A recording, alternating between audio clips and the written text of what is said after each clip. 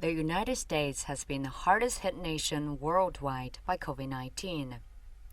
A senior U.S. health official has said America was underprepared for the greatest public health crisis that hit the nation in a century.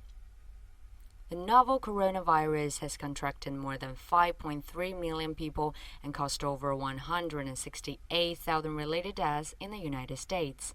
Robert Redfield, director of the U.S. Centers for Disease Control and Prevention (CDC), made the remarks in an interview on Wednesday.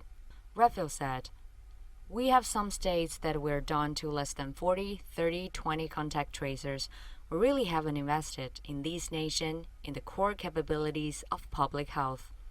Now is the time to invest in public health, data analytics, predictive data analysis, laboratory resilience in our public health labs, public health workforce. We need to own it to our children and grandchildren that this nation is never underprepared again for public health crisis."